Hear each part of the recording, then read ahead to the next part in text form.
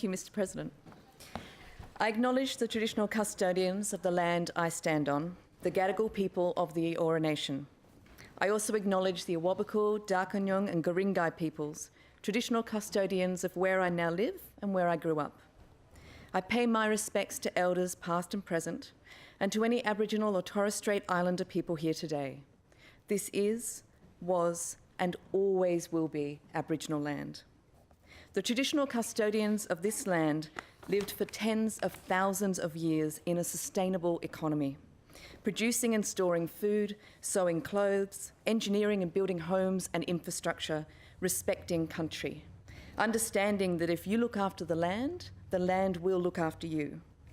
Of all the ways we have failed First Nations peoples, and there are many, failing to learn from them about land management may be what ends up making Australia uninhabitable for us all. As an elected member of the New South Wales Parliament, I pledge to stand alongside First Nations peoples in their struggle for justice and self-determination, for the right to practice culture, to speak and preserve Indigenous languages. The truth must be told. History must be corrected.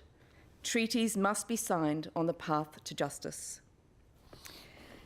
I did not get here by myself. I'm here because of the support of my parents, my partner Rod and my children, each of them a gentle anchor to my truth and my values. I'm here because of the active and engaged community on the Central Coast where I live, and because of the 433,000 people who voted for the Greens in the recent state election. I'm here because of the belief and trust placed in me by Greens members. Thank you to the Greens movement across the country, built over decades and still going strong. Thank you to all the Greens volunteers, staff and public representatives across New South Wales, including my hardworking colleagues Kate, David, Jamie, Jenny and Tamara. I am so pleased to be able to join you in this Parliament. Thank you to the Greens New South Wales State Campaign team. Thank you to the team in my office who are helping me settle into this new role with such care, and to the parliamentary staff for going out of their way to make me feel welcome. Thank you to the Greens members who trusted me with a winnable position on our state election upper house ticket. Thank you particularly for your support, Kath Connor, Matthew Thompson, Mark Riboldi and Demir Hayden, all of whom I'm pleased to see in the gallery tonight. To all the people who have brought me to this moment, I thank you. Family and friends, I embrace you. I trust you to guide me and to hold me to account over the next 8 years. I believe it's important for us in Parliament to thank and acknowledge the people, communities and movements that brought us here. We might belong to various political parties, but we are united in one thing. There is no manifest destiny that brought us here, no divine proclamation of our specialness or our right to be politicians. We are not special. We have privilege and we have power. We have an enormous responsibility to use these on behalf of the people and communities who brought us here. They have placed their trust in us to represent them and make decisions on their behalf. If we can't do that, we should quit. I am under no illusions about the political differences that some of us share. I also know that positive change happens when good people sit down and try to find consensus. I have no doubt that I would disagree with every single one of you at some point, and that includes all of my Greens colleagues. But I hope that we can disagree with respect and good grace. To do that, we must reject fear and embrace hope. We must reject the politics of hate and division, reject misogyny, reject racism, and reject discrimination. We must pursue equality, compassion, and justice. I hope that through generosity and patience, we will find things in common that we can work together on for the benefit of the broad community that is New South Wales. I hope we can all keep open minds. As the medical profession says, we must be humble before the evidence. My family emigrated from England when I was 2 years old. I spent my early childhood sharing in my parents' enthusiasm as they experienced all that Australia had to offer. They instilled in me not only a love of our unique flora and fauna, but also a love of observation and analysis. Nothing was taken for granted. I learned that our life in Australia was special, that the freedoms and opportunities we're given here are not shared by everyone across the globe, or even by everyone across Australia. Like so many other families, we have had our fair share of troubles, working through mental illness, drug addiction, and disability. From my own childhood to my time now as a parent, I have learnt that no child comes with an instruction manual, and good intentions and caring hearts aren't always enough. Many children and families need additional assistance and professional support. Parents, carers, and siblings need reassurance and time out. I learned early that those we love can hurt us. When I was 16, I lost myself in an abusive relationship. I still do not fully understand how another person was able to have so much control over me and make me feel so small. Having been a victim of child sexual assault, the abuse I then experienced at the hands of my first serious boyfriend compounded my feelings of shame and deepened the sense that my body did not belong to me. It's common for those who have experienced sexual assault to feel shame. Guilt attaches to specific actions, whereas shame attaches itself to our identity. Guilt can tell us where we went wrong and encourage us to do better, whereas shame tells us we're rotten. Shame is a destructive state that holds us back, whispering in our ear that it is our fault that we were abused, that we are inherently dumb, ugly, boring, worthless. It wasn't until I was in my late 20s that I sought out professional help. By understanding and rejecting the shame I felt, I moved past being a victim and I became a survivor. In my 20s, I hid from so many things. I let my shame dictate so many of my decisions. In my 30s, I could look at myself in the mirror again. I found love with Rod in a deeply caring and supportive relationship. We had our 2 amazing children, which bring us such joy. No longer at war with myself, I am comfortable in my own skin and confident that the traumas in my past do not define my future. I've been supported to overcome many of life's obstacles, but not everyone is so lucky. I am concerned and angry that there are too many people in New South Wales who fall through the cracks, through no fault of their own, because we as a government fail to provide the services and supports they need. We can't prevent hardship, I wish, but too often, whether you survive, whether or not you go on to thrive, depends on your postcode or your bank balance. We live in an increasingly unfair world. Economic inequality in Australia has widened. In Sydney, the top 20% of income earners have an income around 5 times higher than those in the bottom 20%. As household debt and expenses continue to skyrocket, median wages have flatlined. People are pushed into poverty. The difference in quality of life between people in Sydney and people in regional and rural areas is striking.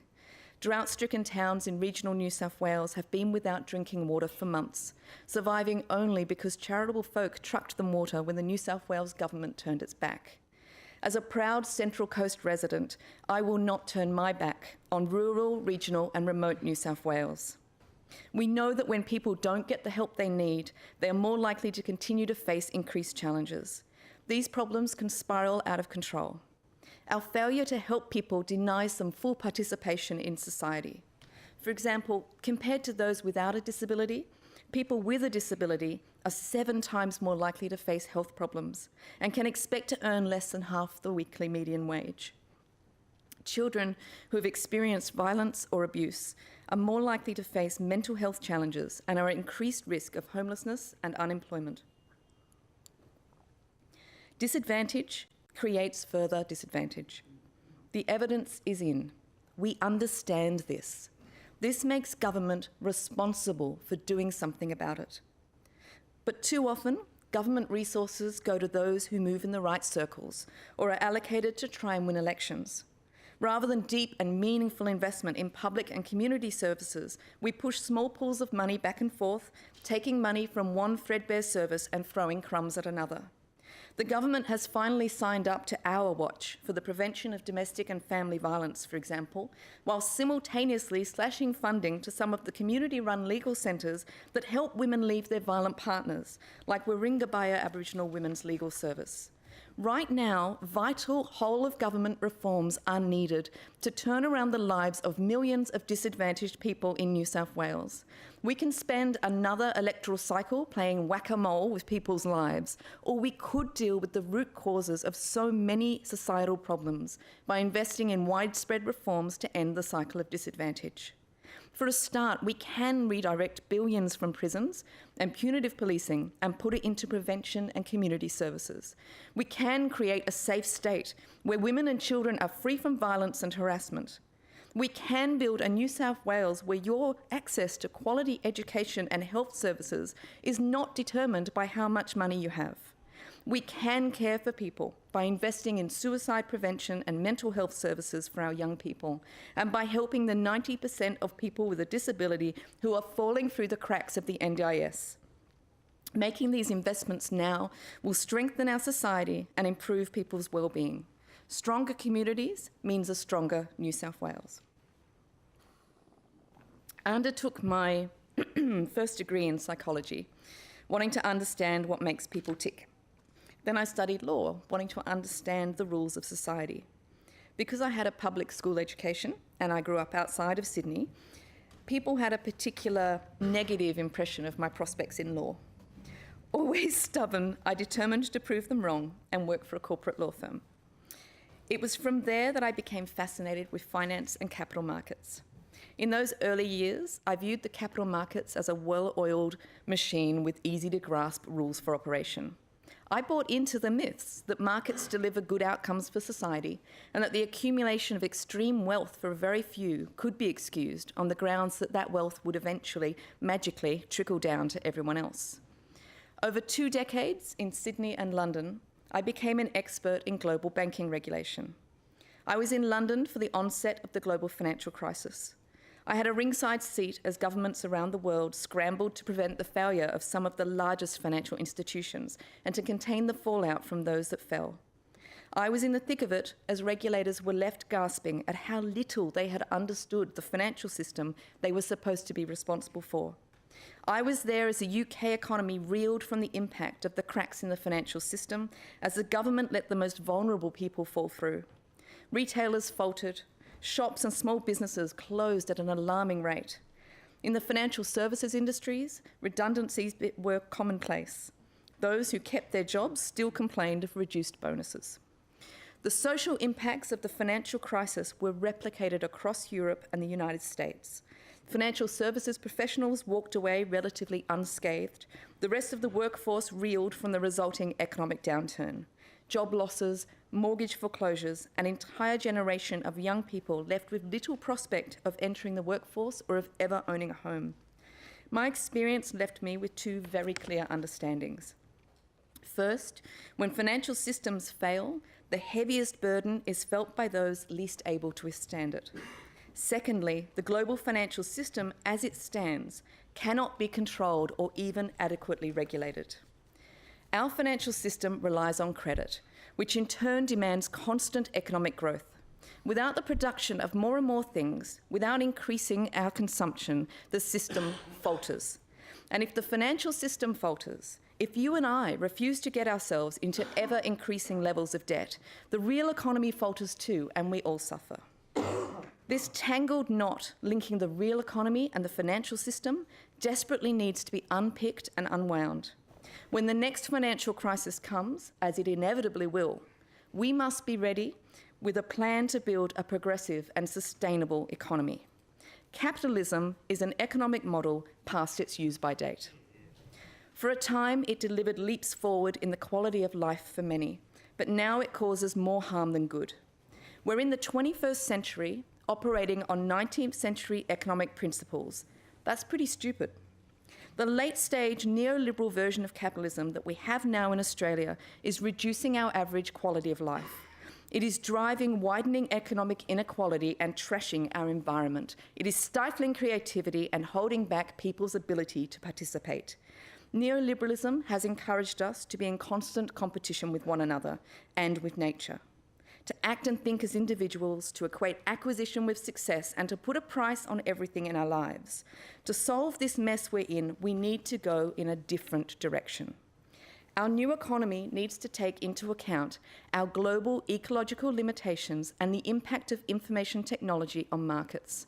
We have hundreds of years of advancements in academic and scientific thought, yet those in charge clutch woefully at the past. The way an economy works is not a predictive science. It is inherently political.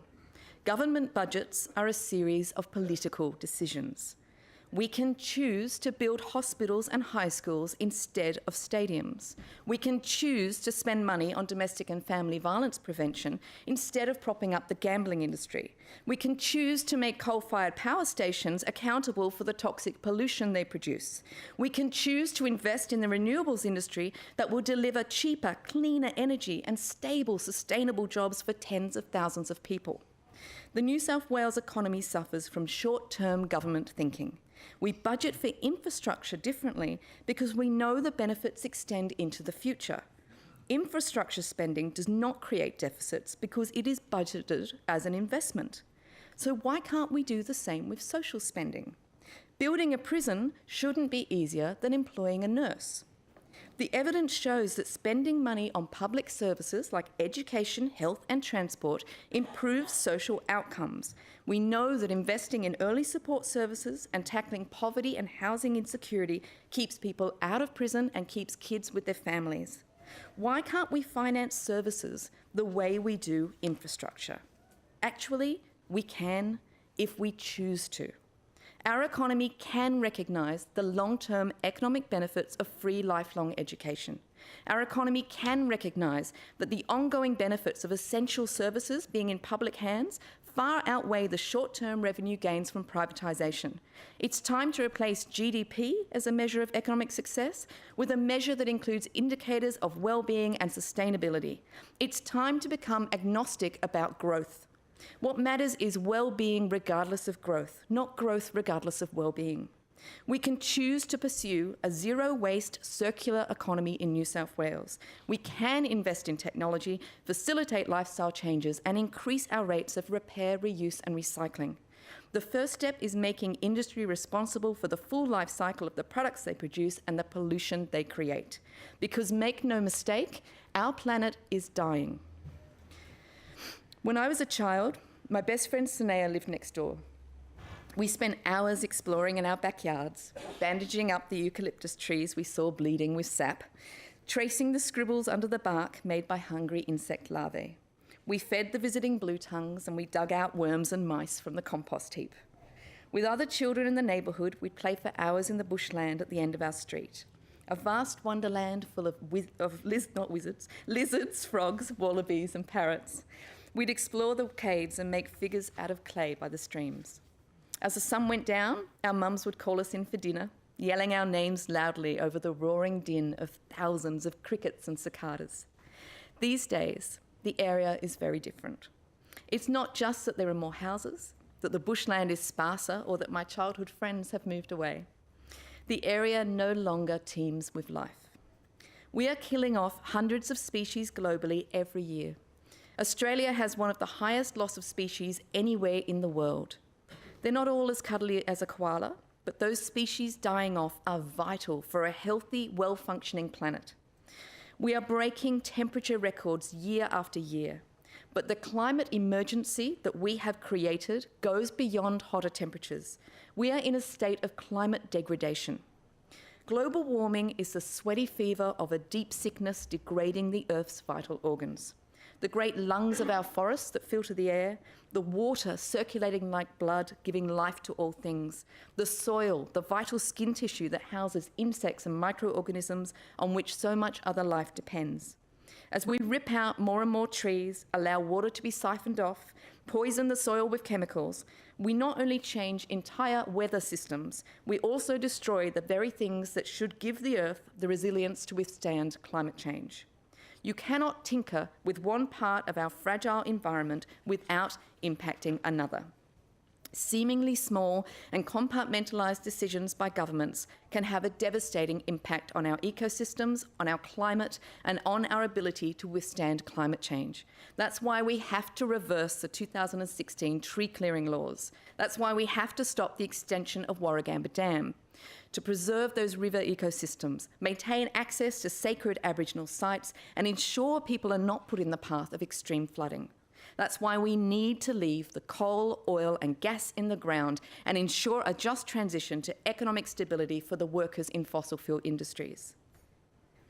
I became active in politics when I realised that I had as much right and as much responsibility as anyone else to fix the things that I think are broken, to stop harm being done, to save that which needs rescuing, to protect the things that I hold dear. I want our Parliament to better reflect the community we represent. That means more women, more people of colour, more people with disability, more people with diverse gender and sexual orientations, and especially more First Nations people. Representing the people of New South Wales requires us to listen to unions, advocates, community organisations, activists, experts, and the public. And I don't mean obsessing over opinion polls. Overcoming the growing tide of political disillusionment requires us to build trust and respect through open dialogue. Democracy suffers when protest is sanctioned, when money buys access, and when vested interests influence political decisions. Democracy is about more than voting and elections. To misquote Alexandria Ocasio-Cortez, our democracy should be designed to speak truth to power.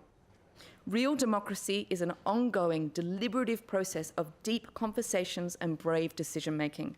Political communication must be about more than spamming people's letterboxes, screens, and school fences with focus-grouped marketing materials. Addressing the challenges we face will take all of us, inside and outside of the Parliament, working together.